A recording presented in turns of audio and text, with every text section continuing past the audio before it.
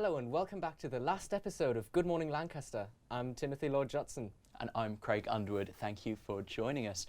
Today we'll be joined by Ben Francis, the current Vice President for Activities for the Students' Union. But first, let's bring you up to date with the latest news headlines. Dr. Laura Machin and Dr. Dawn Goodwin of Lancaster University have conducted research into patients who suffer discharge from hospital, who self-discharge from hospitals. 2 to 3% of patients discharge themselves each year, which researchers say should be viewed more positively than it already is. Dr. Machin and Dr. Goodwin have found that reporting self-discharge reinforces the view that patients have acted inappropriately. Many healthcare professionals have expressed sympathy for self-discharge decisions, with one saying that patients are scared of what will go on in the hospital. Some staff see self-discharge as a response to the lack of control on behalf of the patients. The Lancaster Autistic Social Society have won second place at the annual Mental Wellbeing in Higher Education Working Group. President Jack Roy travelled to London to collect the award on behalf of the Society, which was made in response to the simple yet effective way the Society is run. The judges praised the easily replicable structure of the Society, which can be adopted by other universities. 8 Lancaster University students are taking part in the largest ethical hacking challenge for university students in the UK. The event will be a 2-day cybersecurity competition organised by the University of Cambridge. There's a cash prize of £10,000 up for grabs and the opportunity to compete with the best teams in the USA. Good luck to our teams. Dr. Rhiannon Edge from the Lancaster Medical School has been invited to the next Nobel laureate meeting. Rhiannon is one of only 600 students, doctoral and postdoctoral researchers from 84 countries to be invited to the event, which will include meeting 43 Nobel laureates. The event is aimed at young scientists below the age of 35 and will be held in Germany. The Students' Union held their annual general meeting last week. Although there was a serious lack of attendance, only 35 people initially showed up to the meeting, which meant that no votes were able to be held. So yeah, what do you think of that? Well, I think that it's a problem with engagement. I think people just aren't engaged with the Students' Union, which is sad. So That's I think true. they're holding another meeting to decide all of the things that are going on there. So I'm sure we'll we'll catch up with that. I'm glad that at LA1 TV we don't have that. We have all the meetings and everyone always shows We did. up. We had our annual general meeting. Yeah, we did. We met quorum without inviting anybody else. So well, maybe the issue was that it was at the same time as the Students' Union AGM. So it was. That's very true. Yeah. People were pulled to us rather than it's just the Students' Union. Yeah. Who knows? Who can blame them? Honestly, I mean, I think we're a pretty good society, aren't we? Of course we are, because I mean, this is GML. It's the pinnacle That's of our true. entertainment. Yeah. Although it's the last one this week. It's the for last this year. GML. This is so weird, isn't it? But what was your experience like on GML? On GML, I've hosted a couple of times. Yeah. This is our first time. I know. I'm so happy. It's finally happening. I'm the Monday presenter. You're the Tuesday presenter. Yeah, I know, because like I've got stuff on Monday. You've got stuff on Tuesday. So it was always like, oh Which no. I'm definitely not missing if anybody from university management is watching. No, but yeah, it's finally happening today. We finally managed to get going. Yeah, the Dream Team, the final episode. Right here, So that's why we've got a 2-hour episode today. Exactly. Just keep on going. That's what's going to be happening. We're just going to keep on rocking and rolling. Yeah. Keep on going. It's not a 2-hour episode today, in case Not anybody really. was worried. Yeah, but, keep on watching anyway. I was worried. But no, we do have one regular viewer, don't we? And that's yes, we that's definitely your mum, do. That's Sandy. my mother, Sandy. So I'm giving you a shout out right now. If you are watching, that would be cool. Otherwise, if you can watch this on the website. After it's recorded, it goes. Give them the website link. I would just say www.la1tv.co.uk, and then go on to Good Morning Lancaster, which you're probably watching this on right now, I guess. And this is on Facebook for the first time. True. Good segue. So moving up in the world. For the first and last time for this year, we're on Facebook. Yeah, kind of expanding. Isn't that cool? It is cool. Are you happy that we're on Facebook now? Of course, I mean, I'm happy we've with always it. been on Facebook. We've always been on yeah. Facebook. Now we're streaming to live Facebook, on Facebook. I hope it's a big step for society. Maybe I know. Maybe Isn't we'll that see what's cool? going to happen in the future. Yeah. Anyway, next year when we run Good Morning Lancaster. Yeah, so, we shall. Okay.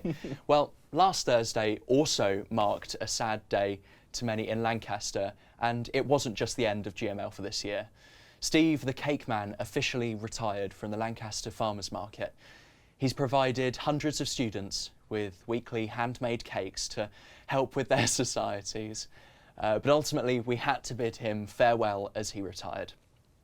Before he left, we managed to get an interview with him, and here's a look at it. Right, we're here now at Square with Steve, better known as the Cake Man here on campus. Hi. Last day today, must be a bit emotional for you. Very emotional. It's just been fantastic. The response has just been amazing. What a wonderful place to be, and the relationships that are built up with the students throughout the years has really paid off. Everyone's come out. It's just been unbelievable, as I say, the response. I've had everyone through, and it's good to see all the faces. I've had lots of response on social media from students who have been here in the past. One from Chile, for instance. Loads from sort of going out Singapore, China, all over the world to say it's my last day, and lots of goodwill messages for the future. And I do wish them all the best. It's a great place to be, is Lancaster. Yeah, and I saw online that you'd made more cakes this week than you'd made in previous weeks in the preparation. You still managed to sell out, so says a lot, doesn't it? We did. We made 1.5 times the normal amount, which takes some doing for us because we do work out of our Yorkshire Dales farmhouse, and it does take a lot of doing. But the problem was that we sold them twice as fast, so we did sell out by lunchtime, which is not where I wanted to be. But we've gone out on a high. I would have been very worried if we hadn't have sold them. Yeah. And how does it feel? You've saved a lot of students, I think, with your cakes and getting them through deadlines and stuff. Yeah, I've seen ourselves as a service over the years to some extent. The times of stress, the exams. Unfortunately, I'm leaving now and the exams are due. But we either take them through more comfortable times, and it's our chocolate brownie with warmed with ice cream is legendary, as the legendary chocolate tarts are, which always sell out first. So the cakes are taken home back to people's apartments, etc., and used very much. I think we've delivered a good service, really. Yeah, definitely. What is your favourite cake? Out of all of them, it's raspberry and almond slice. It always has been. It's like the inside of a Bakewell tart. It's fantastic. Although a chocolate tart warmed up for 15 seconds, served with a Greek yogurt or creme fraiche, and it turns out like an Eton mess. It's beautiful. You can tell you did it for years, specialist. You know your cakes inside out. Well, I know what makes people happy, and it's chocolate. Now, we don't put any secret ingredients, anything from Amsterdam or anything like that, just purely from chocolate in there. Yeah. And as a rough estimate, how many cakes do you think you've sold during your time here? It must be quite a lot. We're going into tens of thousands. I would think probably a couple of 100,000, something like that. Over that period. I've been here for many years. Certain ones are bestsellers: chocolate brownies, pure chocolate brownies, chocolate tarts. I could just have a business selling chocolate tarts. But they take a lot of time to make, and we do run out of those, yeah. And obviously you've got your own stall here, but there's a lot of stalls here who've been here through your time, so what's your relationship like with them as well? Brilliant. I help the university first thing in the morning because I'm here at usually around 7:30, and we tend to place the stalls in their preferred spots, and we build up a great rapport with the stall holders, a great rapport with the staff and the setting up team. That's always gone pretty well. Certain key members, Billy from Billy's Eggs, he's a remarkable young man. He's going to go places in life, and it's and other relationships that you've got with certain key members of the team. Brilliant. And I've had people come in specially today who weren't trading today to come and say goodbye, so I'm very touched, yeah. And that place there in the square will be, you'll be missed. I'll miss it too, yes. Hopefully my shoes will be filled. The need will be met for the students of Lancaster, and I'll certainly come back and visit socially. I shall enjoy coming back here and in a more relaxed way as such. Thank you. No worries. And one of our members, Charlotte, didn't actually want to try one today. She's not been before. She's just joined uni this year, and she thought if she tried one today, she'd be hooked. So she wouldn't want to. Well, I am leaving today. She could have gone to the dark side and not regretted it whatsoever. There would have been no guilt attached. Yes. But thank you very much anyway, and all the best for the future. And thank you, Lancaster University. It's been very special to me, my time here. I shall miss certainly all my customers, the students coming through, the relationship I've had with them. It's been a wonderful time. Thank you. And you'll be missed as well. Works both ways. Thanks, young man. You take care. Thank you. Good luck, Lancaster. Okay.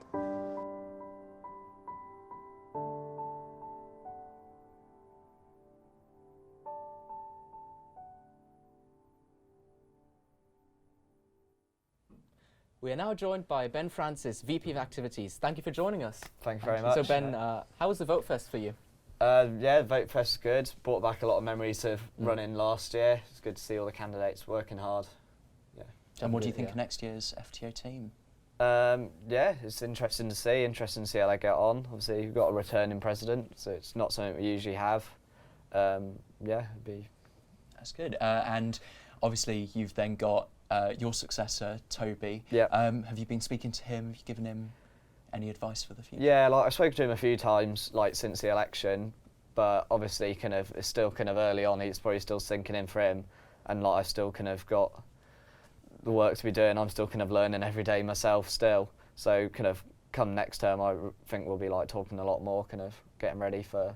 And you've still got quite a lot. You've still got, you know, in the end, another term before. Yeah, still got a whole nother term, which includes the biggest weekend of the year, which I'm sure you'll come on to later. We'll get onto that. We'll yeah. get onto that a little bit later.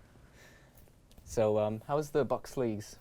Yeah, so we've had loads of success in Bucks this year. So we've got several teams have already won their leagues this year, including men's lacrosse, men's hockey. We've had the women's table tennis, men's and women's fencing. Apologies if I've forgotten anyone. There's been so many as well. And we also had 8 teams in the semi-finals of the Conference Cup. Men's water polo and men's fencing went on to win their cups as well. So yeah, absolutely fantastic results So you this just year. mentioned the Conference Cup. What actually is that? Could you go into that a bit? So like in Bucks there's leagues, so you'll play the same kind of, most of the time it's 5 other teams throughout the year, and then the Conference Cups are just like a knockout tournament which also runs alongside that throughout the year. Okay. And they concluded at Manchester Met, who hosted that earlier last month, and towards the end of last month, a couple of weeks ago. So we had a few teams who travelled down to there. Hockey, lacrosse travelled there. Fencing and water polo travelled there, and fencing and water polo won their cup. So there's so many different teams all competing at the same time. Yeah, How yeah. difficult is it to organise and put together something like that, where you've got to organise all these different teams going across the country? Yeah, it's extremely difficult. Like luckily there's some great staff who kind of work hard week in, week out in the Students' Union, like Jamal, Abby, Danielle, to name but a few. So Yeah, and so I suppose for your successor, I mean Toby, going into next year, meeting all those people, what's the one bit of advice you'd give him? Just get out there and speak to people. Like I've tried to get out on as many Wednesdays as I can, like go down watching games, like talking to the people who are playing and watching, just getting to know the teams as much as I can. Like because there are so many, some have been able to do better than others, but that's probably the best way to do it, is to get to know your teams, is to do it like that. And with all the teams, have you had any standout performances this year? Anything you weren't expecting, maybe? Standout performances. Well, that's a tough one. I suppose they've all done. Yeah, like I mentioned, the league winners and the Conference Cup winners, like they were absolutely great. Like the fencing men, they won league and cup double. The fencing women have also got promoted, so I think they're going into the Prem playoffs next year, so that would be a really good result for them. We had badminton have done really well, so we had 2 results into the last 32 in the country at Bucks Nationals. Swimming and water polo set loads of university records when they went to Bucks long course, as well as short course as well. Yeah, like it's quite hard to pinpoint one. I'm sure come Roses, that's going to be easy to answer. Well, so I suppose you're going to be really excited then after Bucks for Roses coming up. How much anticipation have you got, building for that? Is it the big event of the year? Yeah, it is 100%. Like for all the teams, it's like their pinnacle. Like for me as well, like it's the thing I've been looking forward to all year. Like I've had 4 Roses, 2 home Roses here, so having a home Roses as a VP is something that's definitely to look forward to. Excellent. So I believe with Roses coming up, we've got the trailer that Students' Union released last week. So I'm sure we're going to be playing that right about now. The early mornings. The long days. The aches and pains, the injuries and strains. But none of that matters now. There's only one thing left to do. 1, 2, 3, Lancaster! To win. We've come together. We've won and lost together. Worked together as a team and celebrated together. Pushed ourselves to the limit and learned from our mistakes. It never gets any easier. But we go higher. We go faster. We get stronger and we give it everything. Because today, we're not just doing this for us. We're not just doing this for the team. We're doing this for Lancaster.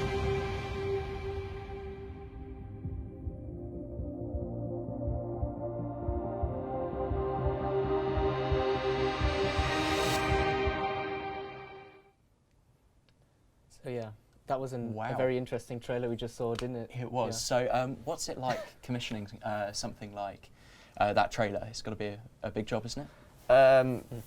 Yeah, like it was mostly kind of I can't take most of the credit for it by any means. Like I'm very small part of that. It was mostly down to the comm staff, and Lucy who did absolutely fantastic. Like trying to piece together that and kind of get it as good as it is. The version you've just seen there, they spent a lot of time on that. So yeah, thank you to presumably the comm. money as well. Yeah. Okay, so how is the Roses organisation going? Because I suppose you're more involved with organising the logistics of the weekend. How's it been going? Yeah, no, it's been going well. The staff have been working really hard, hasn't it? As have I. I've been contacting the teams just this morning, telling them kind of where they're up to with Roses, kind of fixtures and that. So yeah, that's been quite tough. Going through the timetable, because that's kind of what I like, is looking at timetable stuff like that. So that's been good.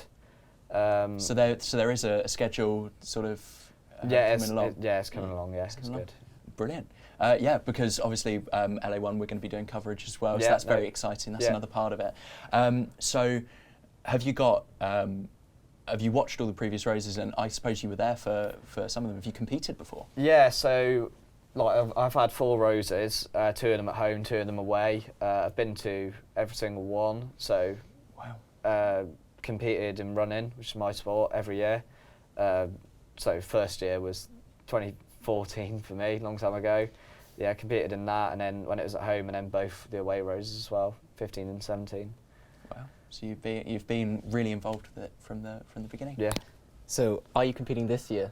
Yeah, if I can get myself back into shape, I'll be competing. I was injured earlier in the year, so I'm lacking a lot of speed and a lot of fitness. But yeah, I can't let myself not compete in my final Roses. Yeah. So You have to. I mean, you have to get back in the zone for that. yeah. So I'll be competing. So the running fixture will be taking place in the weekend pre-Roses, because there's a clash with Bucks on Roses weekend for that. So I'll be doing the running fixture then, and then triathlon, which is one of the new sports on Roses.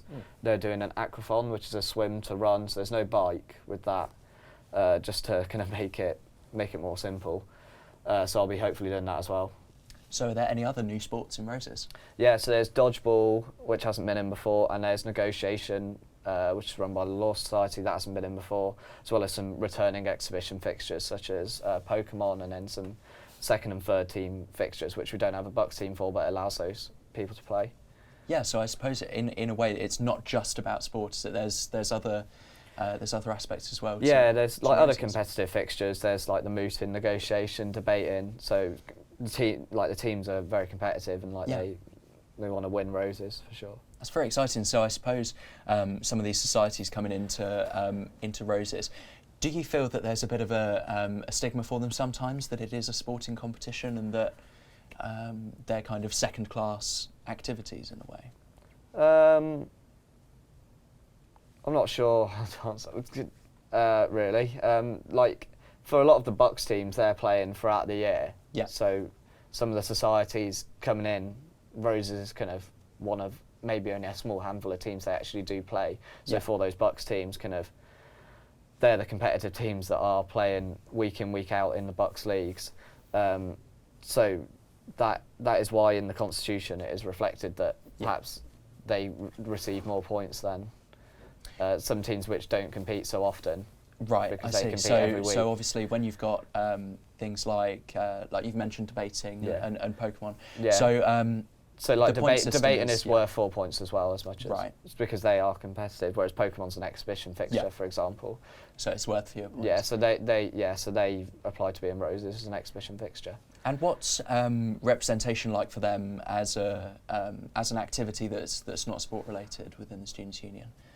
In Roses, or I mean in Roses, yeah, but also just generally. I think they're very well supported. Like the society's team kind of, in a lot of ways, mirrors the sports team, so they obviously sit under that, and that's very well supported. Like the staff who kind of work on societies, including the student staff, like they work very hard. They're always like having drop-ins for societies, like every afternoon. And I suppose with the funding as well, there's plenty of support for societies like that. Would you say?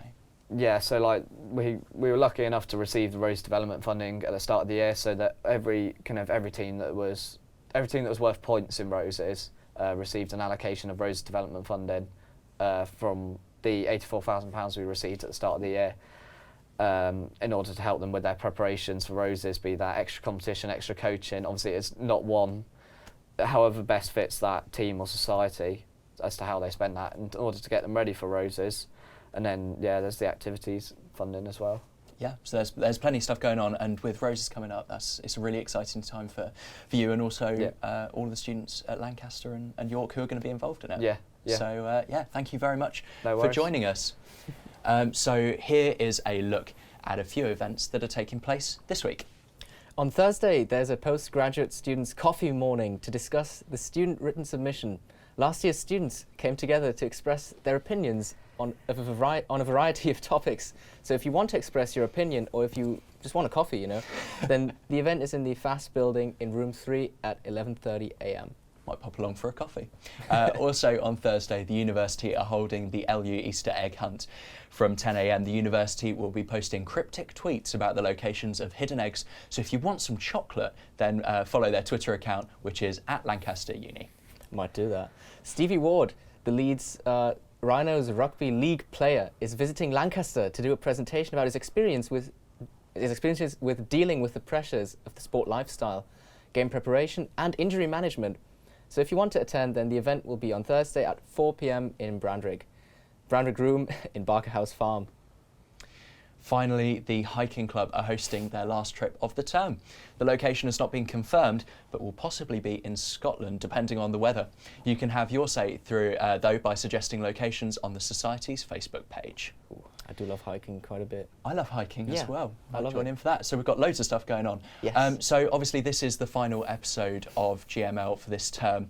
So we just wanted to say a quick thank you to a few people. First of all, of course, our producer Ellie, who has been, round of applause for Ellie. She's produced every single episode, all of the 20 episodes of GML this year. I can hear in my ear that she's crying and in floods of tears. So yeah, we just wanted to say thank you, but also definitely. Thank you to everybody who's helping today. In the control room, we've got a new member, Zach. So he's been vision mixing, so very well done to him, and also to Joel, to Patrick, and to Charlotte as well, who have been helping out today. So thank you to everyone who's been involved with GML this year. Yeah, and we thank you very, very much for watching Good Morning Lancaster. This was the last episode. We hope you all had a good time, and we'll see you again. Oh, well, no, we won't. I still can't, grasp it. It still feels too real. Yeah. We still hope you have a great Easter holiday, though, at least. Yeah, and we'll see you next year with another episode of Good Morning Lancaster. You can watch all of our episodes back at la1tv.co.uk. Good luck to everybody training and preparing for Roses. We'll see you there. Goodbye.